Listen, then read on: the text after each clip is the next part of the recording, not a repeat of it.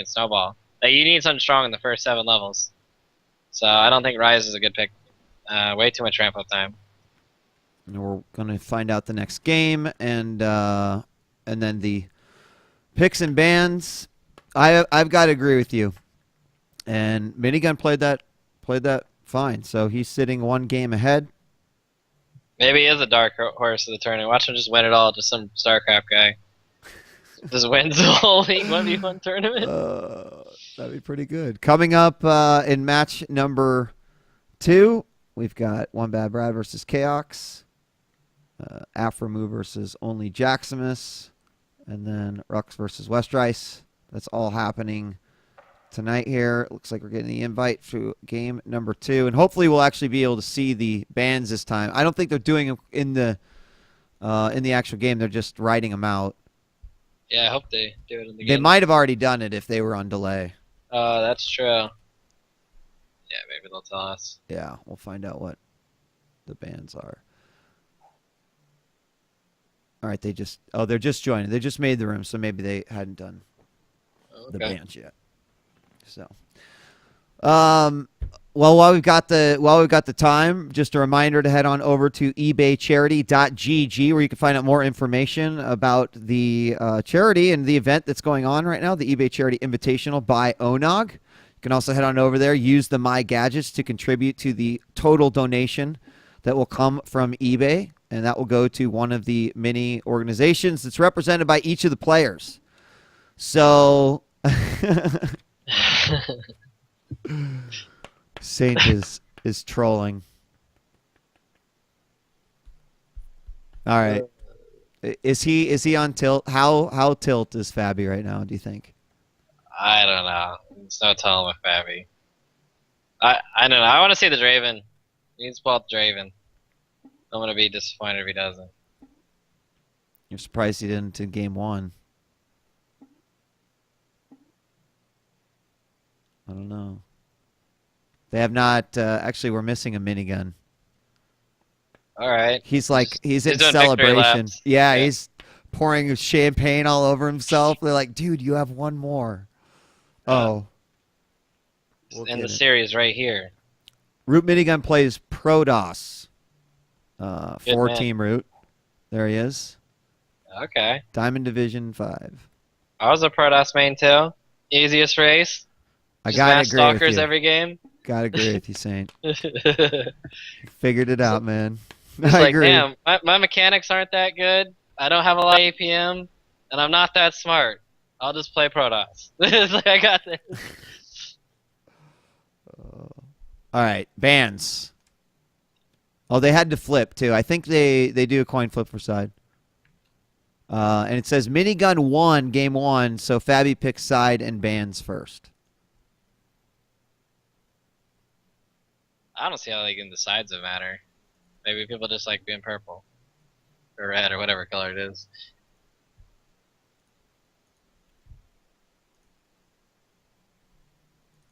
See if I can actually bring this up now.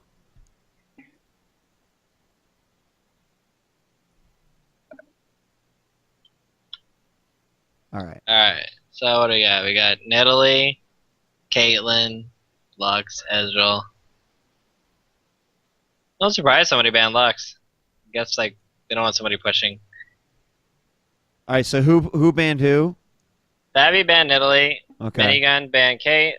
Fabbyyy then banned Rhux. Minigun then banned Ezreal, and then Fabbyyy banned the Dinger. Oh. And Minigun banned Draven. So I guess you're not going to see the Draven. Not gonna happen. At least not in game 2. Yeah. If it goes to a third. Yes, we're ready to go. All right. What are the possibilities? Oh. Okay, the Varus. Yeah. He's actually been playing a lot of Varus lately. I can see it. Varus is a really good 1v1er. Has kill potential at 6 still. And is really good at pushing. I respect it. Okay, Minigun going with the Lissandra again. I think that's a good decision. I kind of like the Ignite. I don't know. Yeah, he's running TP Ignite. Kind of interesting summoner, so see how this goes down. I think he needs a barrier because I think Lissandra would pop him at level 6. He has to be careful. I think he could use exactly the same combo. I mean, of course, it all depends on how much he chips him away. I do think you were right. Like, Fabbbyy had some interesting choices on item sets that led to Minigun's advantage for sure. Yeah. So we'll see if the TP works out here.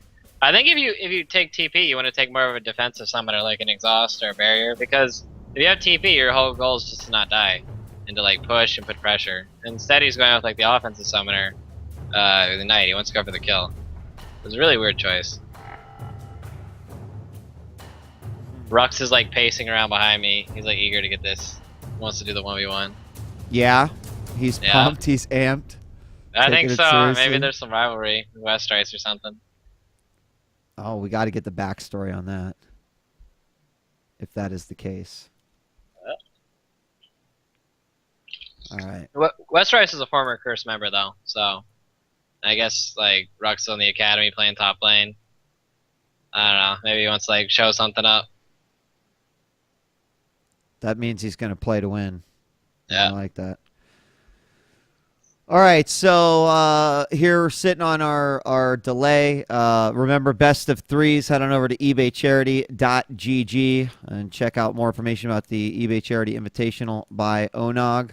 While I've got the time here, if you don't mind me being a little selfish, you're coming off the final games of the split for LCS. How are things now coming out of it and preparing for PAX? We got playoffs coming up, and I don't know. It's like gonna be another week and a half, just like hardcore scrimming, practicing. Like, I just want a vacation, man. So hopefully I get one after Worlds is done. I just want to get like the season done with, and hopefully we place high. And teams like meshing pretty good, and we felt we're pretty good in the Super Week. We went 4-1, so yeah. I think things are starting to come together. You know, like I mean, as far as League of Legends players, you're one of the League of Legends players that I feel like is just kind of been around for quite a long time, right? And we've chatted at different events, but you know, in seeing the LCS all come together and now coming to the close of another season, like how like can you even still believe that all this stuff is happening? And what's your perception on all of it right now and where it's heading? Oh, the whole league? Yeah. Man, I don't think it's like there yet, but it's definitely, it's like raising the bar, you know? Right. And I think it really set an example for like WCS, you know, from Blizzard, and keeping the big organizations involved and like the game developers involved, and they, like, it makes them want to promote esports rather than just some third party company like ESL. So I think it's really good. That's good. It's not quite Korea yet. Yeah, and you've spent some time over there. Yep. It's just like a completely different experience because of just how like the general populace views video games in general and like esports. It actually is a sport to them. Yeah. So I don't think we're there yet, but we might get there. Well, I mean, do you like realistically? It was something that took quite a long time to build in Korea, and a lot of that started with Brood War. It took still several years before it really exploded and got to the level that it was at. Do you feel like there's at least a fire there for the gasoline to be thrown on? Does it? I mean, it definitely, to me anyway, it seems like that fire is really starting to grow.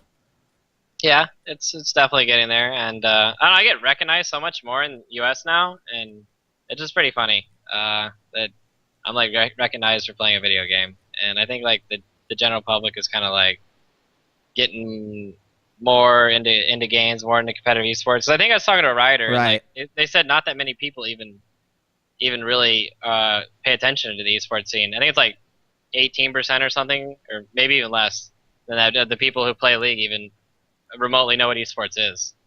So even within the game, like it still has time to grow. That's actually pretty.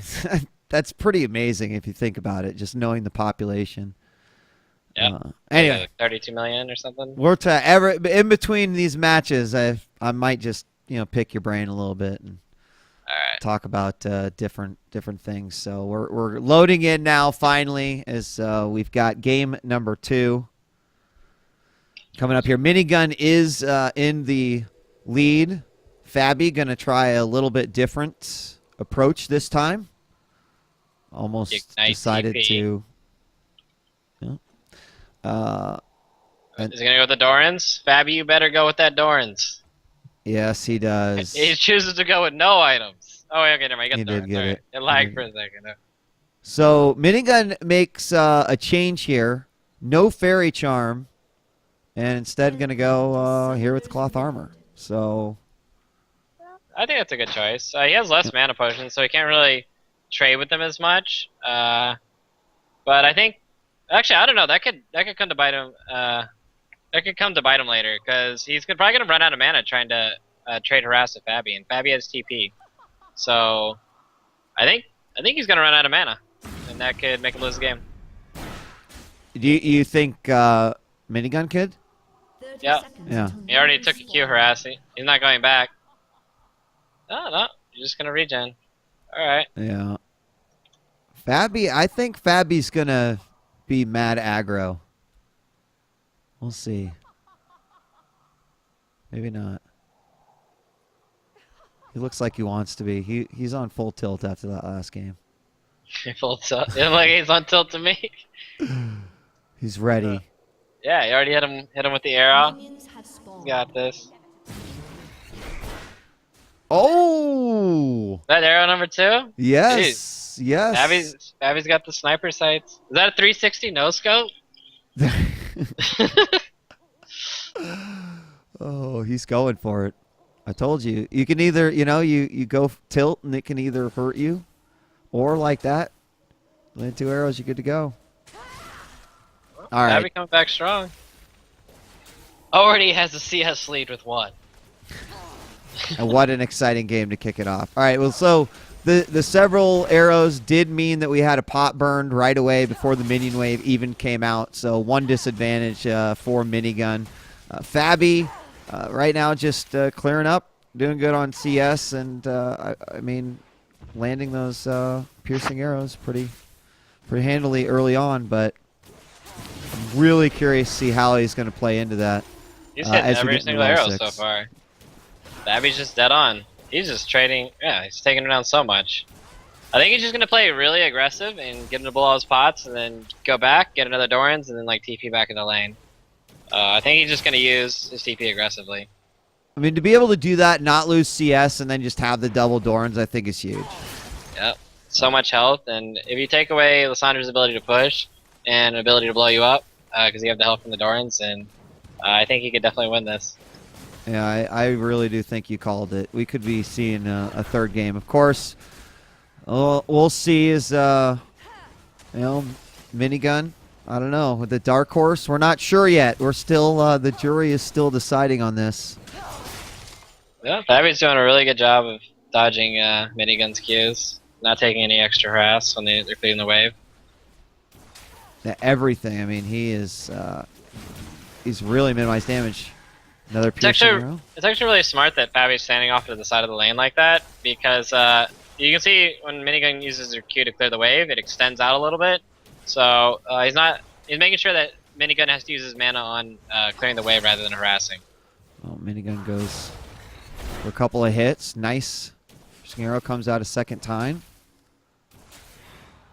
Fabbyyy right now cleaning it up. 23 CS and to 12. He's got Minigun sitting on half health. Yeah. Kind of feeling that Fabbyyy should have gone with the 80 carry choice in the first game. Yeah, he should have. Of course, we talked about it earlier. And hold on, Fabbyy's going to go for it. Arrow doesn't hit. Good. First miss. Dodge by Minigun. Level 4, he should be able to get away, no problem. There you go. Yeah, you're right. And what we were saying, like, oh, there's the B. I don't know if I don't know if he knew about Minigun's play, and so maybe he went with something that he felt was a safe pick, and then once he knew, well, it's gonna do this or that, then I'll go for it. But Fabbyy's gonna get some turret damage here. I think he's just gonna go back. Oh no, he's actually hitting the turret. Yeah. He's doing a lot of damage too. Wow. And you gotta realize that Minigun's actually missing out on all his experience. Yeah. The cannon minion wave, he should have stayed for that cannon minion. But losing a cannon minion is It's about like 40% of a level or something at his level. So Fabbyy's probably gonna go back. Yep. And he's gonna be level 6 and just come back to lane with the Doran advantage. How much gold is he sitting on? He has. Oh, he's gonna get 2 Dorans actually. Oh, that's gonna be too much. He's 1100 gold. That's going to be too much. Be in the bush. His minigun's going to go forward looking for that next wave. That's going to be ouch. I mean, 40 to 18 already. Here he immediately comes in. You called it. 2 Dorans down. In comes Fabbyyy. He is at 5. Keep in mind, minigun just hitting 5. So he's going to have 6 well ahead of minigun. Yeah, it's actually getting pretty close to level 6. He might try to go for the all-in with the Ignite and the Ultimate. Oh, you missed another arrow. Shave some hair off of her arm, but it doesn't hit. That that actually I think was pretty big for me. I mean, just like to minimize damage before a 6 comes out. But I still feel like Fabbyy's sitting real pretty. 50 to 23, going for it. Minigun's got to run. Just hit level 6. If he might be able to pop him before minigun hits level 6. He hit the arrow. All he has to do is hit the ultimate now in the ignite, and he can kill him. All right, looking for the chain. It.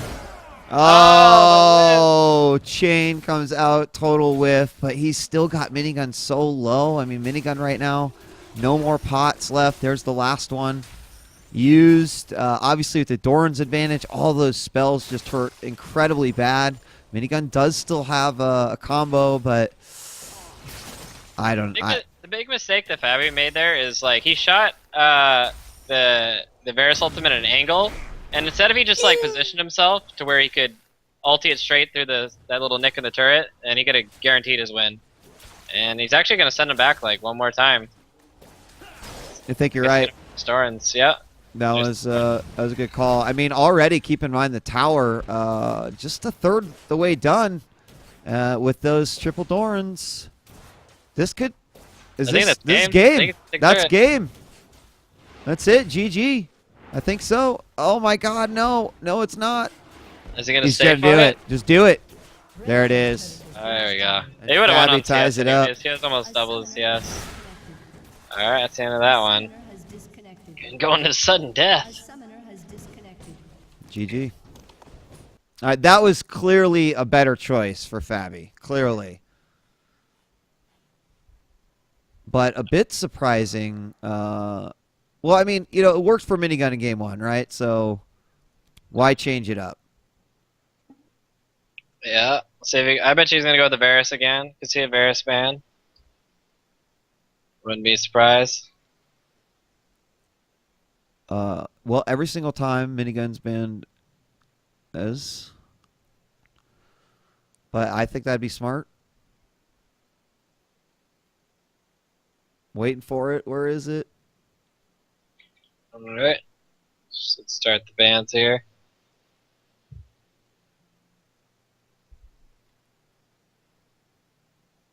Alright, guys. Where is it? Okay, Nid for Fabbyyy. Doesn't like that in Italy. No, I think he's banned for every time as well. Mm-hmm.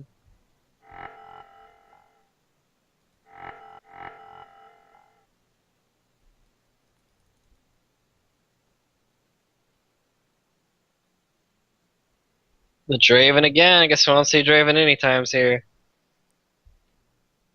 I expect a Draven, Varus, and Heimerdinger. That's what I'm calling. Oh. Fabbyyy ban Rhux. Oh no, the Kate. Wow. Probably be Kate Varus. Ban out all the AD carries. Huh.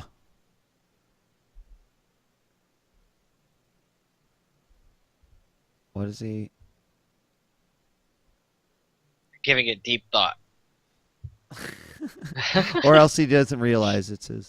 Yeah. One of the two. One of the two. Fabbyy's over there concocting some mastermind plan, alright? Don't question it. Frankly, if he lands the piercing arrows with the accuracy that he did in game 2, I would think there wasn't much to to come up with. He He nailed it in game 2. Yeah. I think I'm kind of curious what'll play if he bans Lissandra. Nope, the dinger. for a second time. Oh, wait, did Minigun not do his 3rd ban? Yeah, no, he did Ez, Oh, he Draven, did and Ezreal. Kate. Okay. Yeah. I didn't see that. Okay. Yeah. He Actually, was quick to ban Ezreal in every single game. yeah, Ezreal's an extremely strong level 1v1er. Just because he has like such good mobility, he pushes hard, and you just poke people out with him. Oh, Ari versus Varus. Okay. I still give this to Varus if he hits the good those arrows at the beginning, then I think it'll be good. If he can hit the arrows, definitely good. I mean, This is like a big skill shot matchup. it is a super big skill shot matchup, which actually makes it certainly more exciting, I think. I'm trying to think based off of seeing what Minigun did in the first game. I mean, Fabbyyy was looking phenomenal in game 2, so. Yeah. I went with the barrier this time instead of the ignite. I guess he doesn't trust his ultimate. After he was whiffing it the first time. Interesting. All right, I like Fabbyy's strat though. With the TP, that worked out real well, and he managed his mana pretty well at the front too. Yeah, he's got this. All I right. think he's running. He's probably running mana regen. Let me look at his masteries. Yeah, he has mana regen. He's 21-6-3, and you see a little bit of utility. That's smart. I like that. And he actually has lifesteal quints, so he out-sustains. And he went mana regen. Half of his blues are mana regen too on his runes. So yeah, he just has a ton of mana regen. All right, well, while we're waiting for the delay, another reminder, eBay charity.gg. Go on over there, contribute, find out the other 3 matches that we've got tonight. There'll be 4 played tomorrow night, same time, 9:30 Eastern Standard Time. We've got the 2 semifinals and then a best of 5 grand finals. Now, every player represents a charity. Of course, that charity will get the full donation for whoever wins. So, all right, so another 2.5 minutes before we jump in the game, and some more questions, and we'll just roll with it that way. All right. The playoffs is coming up. I'm going to keep going with LCS one more time, maybe even a couple more times we'll talk. But with the playoffs coming up, the playoffs are played at PAX. And most, we won't say all of it, but most of the LCS has been played in the NA studios, with a few exceptions here and there. And when it has off-site, it's a little bit different experience, but there's no audience in the NA studio, so it's kind of like you go there, it's business as usual, and then you're done, and you focus a lot on the playing. Whereas previously LCS has been at MLG and whatnot, and it's just kind of a different environment. So with the playoffs being at PAX, does that affect you or your team at all in any sort of positive or negative way? Like, is it easier to be playing in front of a crowd that gets totally hype, or would you rather be playing playoffs in a more controlled environment like the studios? Sometimes I like playing in front of a crowd. I think when you do go to the LCS studio, everybody is just really relaxed, and I think a lot of players just get fueled off of having a crowd cheering. Like, I remember I was really nervous my first time being in front of a crowd, and I don't think any of the LCS players have that anymore. But I think there's a lot of players out there that just become better players because they have people. Like CLG versus TSM, those games are always so intense. Right. When you have a big crowd. Because it goes both ways. Yeah. Right? Like, every time you do something awesome, you'll get the cheers, but every time the other team does something great, you have to hear it. Yep. So I definitely think the crowd makes everything that much more intense, and some people thrive on that. Well, speaking of crowds, the recent announcement, and not even so recent anymore, but the finals being at the Staples Center. You got to see it unfold at the Galen Center last year, and of course you're one of the folks who's been to Korea and seen some of the craziness that actually occurs over there. What level of craziness in compared to Korea do you think the fact, or do you think that the Season 3 finals at the Staples Center will be? Well, I mean, that's an enormous place to have an event, and I don't know. For American standards, it's just even like, no, actually even by Korean standards, it's pretty enormous. Like that's where professional sports teams play, and like, and it's like right there in downtown LA. It's just, I don't know.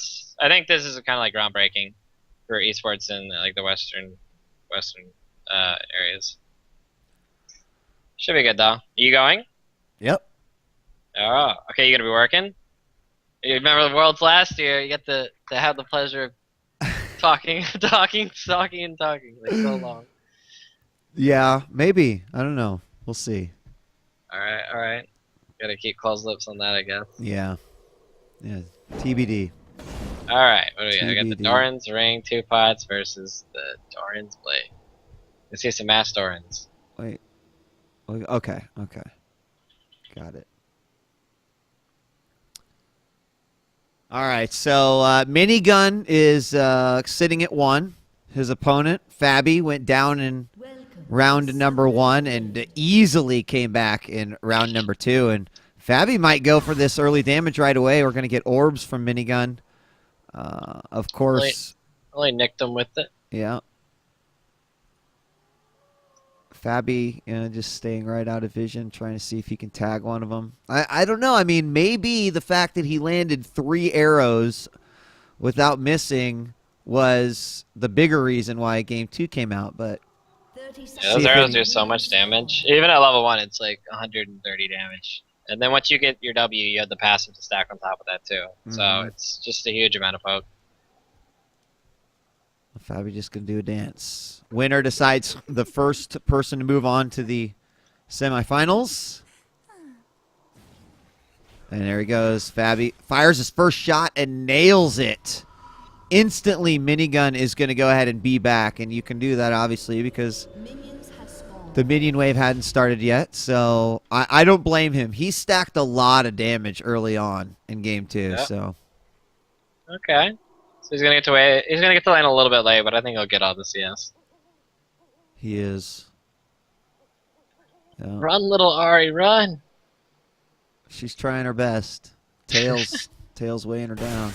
So Fabbyy's most certainly gonna grab the first CS and really start to clean up.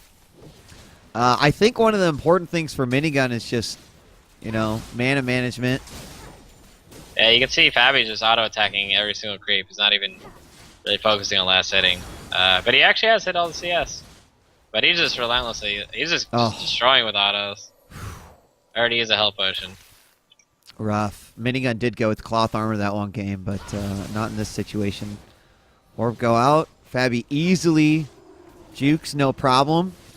And Minigun really focusing on, just trying to avoid damage at this point. Charm goes out. All his skill shots. Miss. Yeah. We said it would be a skill shot challenge. Not even. Like, Fabbyy's just railing on him with auto attacks. It's, and Minigun's just missing all his abilities, so easy game for Fabbyyy. Yeah. Right now, 5 to 11 now. Minigun already at half mana. Fabbyyy coming out with auto attacks again. It's, nice little dodge on the E. His control. Oh, there's the charm hit. Double hit on the orb, but Minigun's already out of mana though, and Fabbyyy has lifesteal Quints, and he has the Doran's Blade, so he's just gonna sustain right back up. I think just because of the sustain, unless Fabbyyy gets popped in an ignite combo with the charm, I think he's gonna win this. I mean, Minigun has to know right now, especially just in the situation that he's in, that he's certainly not going to win this battle off of CS. Oh, and another one. Oh, so close. So very close. Oh, there. Oh, my God. He never auto-attacked, though. Fabbyyy never autoed. Oh, man. Might have popped him there. Alright, so Minigun's going to go back. Lose even more CS. And for Ari, also going to lose a little bit of XP off of there. Sitting at 3. Fabbyyy already cleaning up. He's going to now be back. So Good decision there. Ignite